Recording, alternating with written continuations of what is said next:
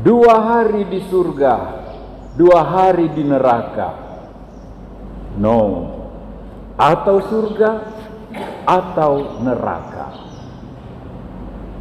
Masuk surga atau neraka bukan ditentukan oleh Allah, tetapi oleh kita sendiri melalui cara hidup kita saat ini di dunia. Hal itu diingatkan oleh Nabi Amos tadi, bab 6 ayat 1, ayat 4 sampai 7. Amos bernubuat, celakalah orang yang merasa dirinya aman, tentram, makan dan minum, berbaring di atas tempat tidur dari gading, duduk malas-malas di ranjang, dengan musik dan bernyanyi ria, menggunakan minyak harum, tetapi tidak menyesal atas dosa dan kemalangan mereka. Mereka akan dibuang dan akan lenyap segala riuh rendah pesta syukur mereka. Mereka ini orang malang. Mereka ini mencari celakanya sendiri di akhir hidupnya, karena terbuai pada kekayaan dan kepuasan diri, sehingga lupa akan Tuhan, lupa akan saudara-saudarinya.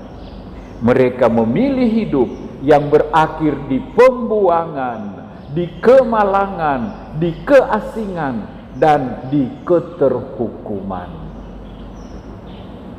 Yesus juga melalui perumpamaan tentang si kaya dan Lazarus mengisahkan betapa malang nasib orang yang berkelimpahan dengan pakaian mewah, makanan dan minum di istananya, sementara di tangga rumahnya tergeletak Lazarus, miskin, penuh borok, dalam kekurangan dan kemalangan, ditemani anjing saja.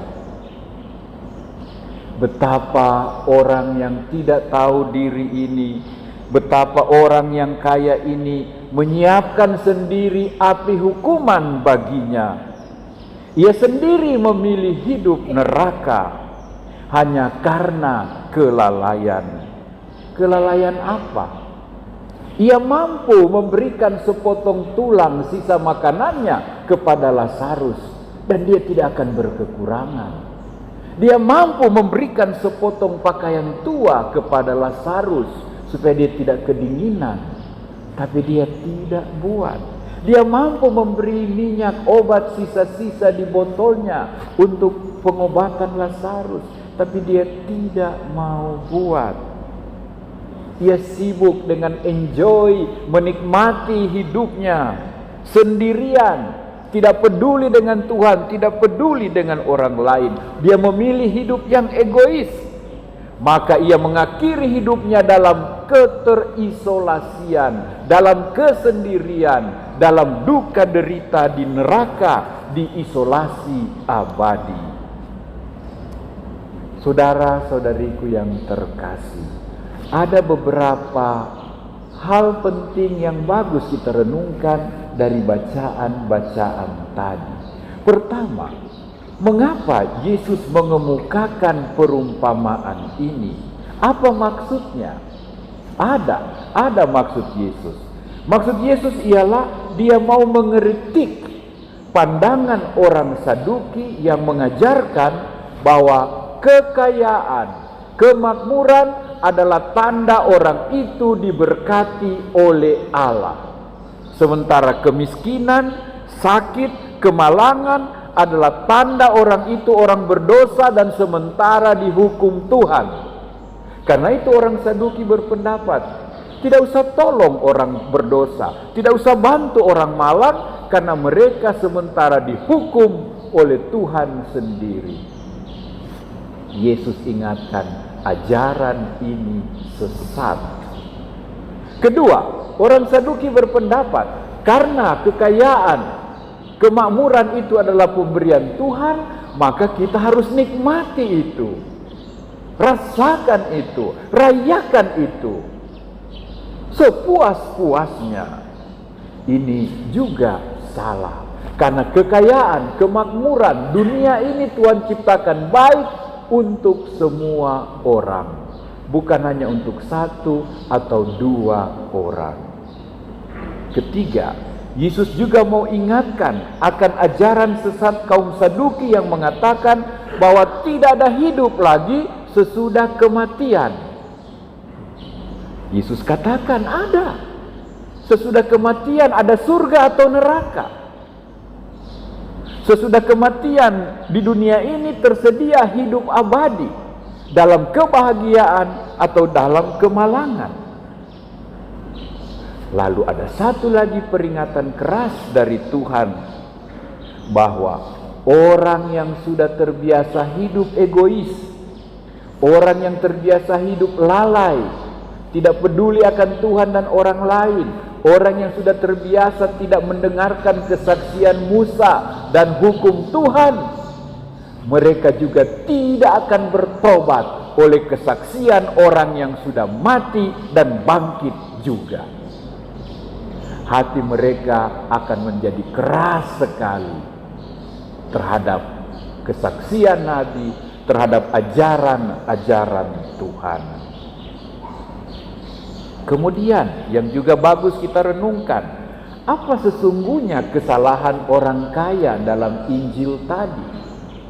Dia kan tidak menyiksa Lazarus, dia kan tidak berbuat jahat pada Lazarus, dia tidak usir, dia tidak memeras, dia tidak menindas. Lalu apa salahnya? Mengapa dia harus dihukum di neraka? Sebabnya ialah orang kaya itu mampu berbuat baik pada Lazarus. Orang kaya itu mampu meringankan dahaga dan kelaparan Lazarus. Orang itu mampu memberikan sedikit saja obat dari begitu banyak perbendaharaannya pada Lazarus. Tapi ia tidak buat itu. Dia lalai berbuat baik pada saudaranya. Dia tahu hukum Tuhan. Kasihilah Tuhan Allahmu dan kasihilah sesamamu. Dia tahu hukum Tuhan. Apa saja yang kau buat bagi saudaraku yang paling hina, itu kau buat bagiku. Tapi dia tidak mau buat. Padahal ia mampu. Ia tidak lakukan, padahal dia bisa. Ia lalai, ia tidak peduli. Ia memilih untuk tidak berbuat baik. Inilah dosa. Inilah kesalahannya. Lalu, apakah kita harus hidup seperti Lazarus? Apakah kita harus mengikuti cara hidup Lazarus? Miskin, malang, sengsara, duduk-duduk di tangga rumah orang? Tidak juga. Lalu apa yang baik dari Lazarus? Ibu bapak, Lazarus berarti Eleazar. Eleazar, God is my hope. Allah adalah pengharapanku. Dalam kemalangan, dalam kesakitan, dalam penderitaan, dalam kesusahan, Lazarus tetap setia pada Tuhannya. Allah lah pengharapanku, aku takkan dikecewakan. Dalam kemalangan, penderitaan dan kesusahan, Lazarus tidak protes, Lazarus tidak teriak-teriak, Lazarus tidak demo, Lazarus tidak merusak, Lazarus tidak membenci orang yang berkelebihan. Dia tetap percaya Allahnya akan menolong karena Allahnya adalah harapannya. Nah, ibu bapak, saudara-saudariku, bagi kita, apa yang perlu kita lakukan untuk mempersiapkan hidup, entah surga, entah neraka? Pertama, materi, kekayaan, entah jasmani maupun rohani, jangan sampai membuat kita terpisah dari Allah dan terpisah dari manusia. Allah memberikan kepada kita kelebihan berkat supaya kita boleh menjadi seperti Allah, tangan Allah, hati Allah yang berbagi kemurahan dengan yang lain. Mulailah, sukailah kebiasaan berbagi dengan orang lain. Karena kita semua fratelli tutti. Kita semua bersaudara. Santo Ambrosius memberikan nasihat ini. Jika engkau menolong seorang miskin, janganlah pikir bahwa itu adalah kekayaanmu. Sebab kekayaanmu adalah kekayaan Allah yang Allah titip bagimu untuk diteruskan, dibagikan pada yang berkekurangan. Terima kasih umat Ignatius untuk kemurahan hati, untuk kedermawanan kamu, untuk kemudahan kamu menolong, membantu orang yang lebih susah, yang lebih malang. Luar biasa, ya. Kita membantu terbangunnya gereja Stasi Langsot Paroki Kema melalui derma pemberian dari hari ke hari, waktu ke waktu. Ada begitu banyak di sini, entah ketahuan atau tidak tahu, orang-orang murah hati yang selalu memberi, yang selalu menjadi wajah Allah, menjadi tangan Allah yang menolong di mana orang lain tidak menolong. Semoga di pintu surga Allah Abraham menyongsong kamu karena kemurahan hati kamu. Kedua, jangan takut berbagi. Tangan yang memberi takkan pernah kekurangan. Tuhan memuji, menyukai orang yang memberi dengan sukacita. Semakin kita memberi, semakin kita ditambahkan. Pemberian bukan harus uang. Pemberian tidak selalu harus materi. Juga bakat, talenta, kemampuan. 3 putri kecil ini bangun pagi hari Minggu syukuran begini untuk melayani altar. Luar biasa. Lebih enak di tempat tidur atau di pantai. Mereka memilih bangun pagi untuk memberikan suaranya, untuk memberikan waktunya, untuk memberikan pelayanannya. Mulailah budaya memberi senyum, memberi sapaan, say hello, apa kabar, memberi perhatian, memberi kehadiran. Kita dengar kan ada susah, bagaimana, so sampai di mana, memberi waktu bagi yang sakit, bagi yang berduka, memberi ularan tangan, memberi tepukan, ayo kuat, masa mama pe anak begini, kuat Pak. Ini hari torang pe bola ada di bawah, kali berikut dia akan naik lagi. Jangan menyerah, memberi encouragement, memberi semangat, memberi motivasi, memberi support. Mulai dengan senyum, dengan sapaan, dengan nasihat, dengan dukungan, juga dengan teguran. Nah, rupa sonya aja masuk gereja ngana. Corona so lewat, ngana le anggap gereja lewat terus. Kasih tahu bye-bye. Perlu juga kita memberikan nasihat yang tepat. Jangan so salah, torang baba diam. Diam itu dosa. Kalau itu perlu untuk menyelamatkan sesamamu. Kita juga diajak untuk membangun dunia yang damai, dunia yang sentosa, dunia yang bersaudara. Karena apa yang kita alami saat ini akan kita alami nanti. Mari kita hidup sebagai saudara dan saudari. Paulus tadi katakan, hai manusia Allah, saling menolong, saling berlaku adil, saling berlaku jujur satu sama lain. Kita adalah manusia Allah. Mari hidup sebagai saudara-saudari, putra-putri Allah, membangun dunia yang damai sentosa, membangun hidup yang sejahtera. Hari ini Minahasa, hari ini Manado mengadakan pesta pengucapan syukur. Syukur untuk kedamaian, sukacita dalam hidup. Syukur ada harga naik, tapi emosi dan kemarahan yang tidak naik, yang tidak perlu demo, yang tidak perlu bakar-bakar. Lebih rajin, lebih kuat. Syukur ada warung-warung yang tetap dengan harga bersahabat. Syukur Uniqlo juga nyandak kekurangan pengunjung. Berarti orang ada baik-baik semua, ada berkat cukup.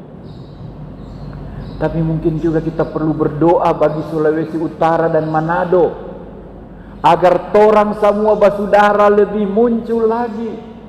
Bapak Ibu, Dr.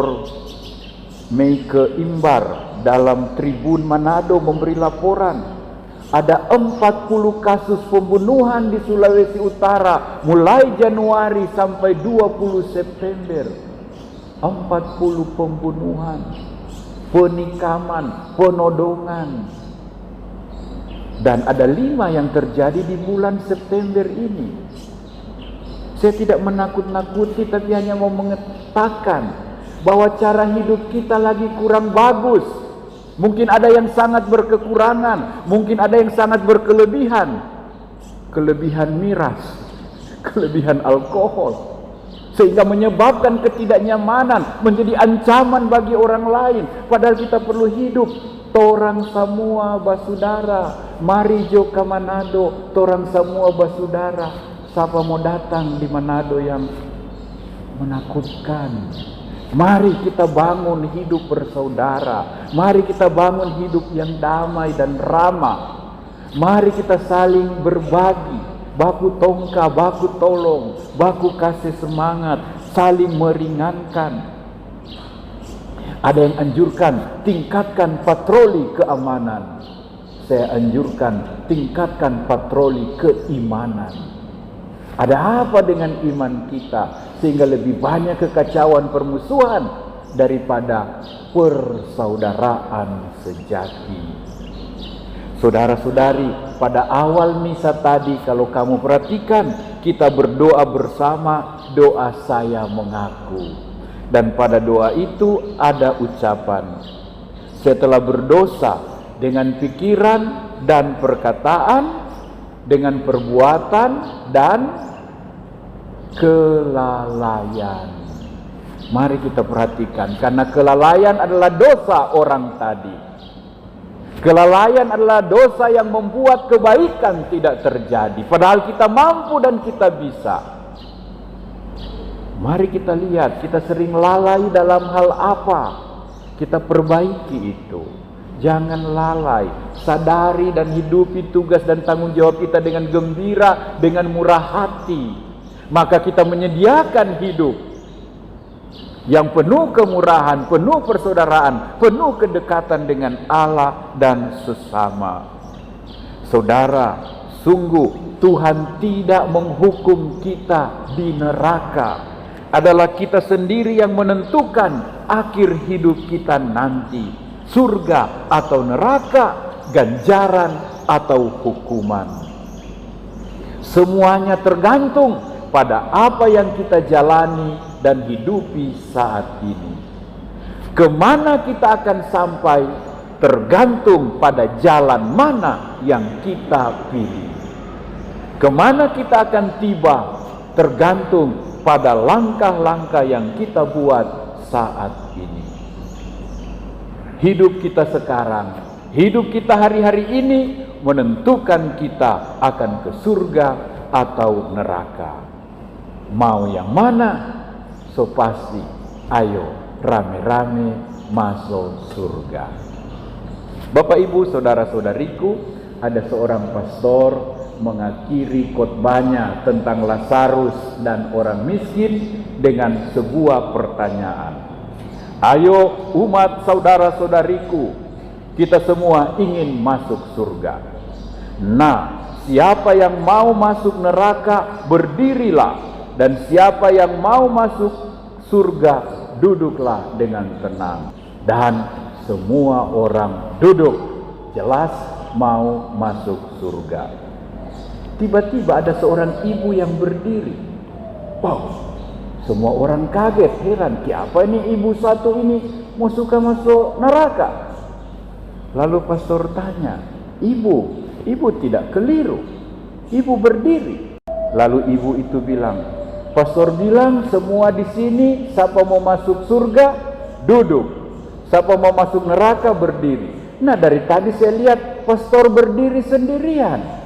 Saya kasihan kalau pastor di neraka sendirian. Biar jo nanti kita batamang. Bapak Ibu, jangan bodoh dalam hidup kita. Mari kita hidup hari ini supaya besok masuk surga. Amin.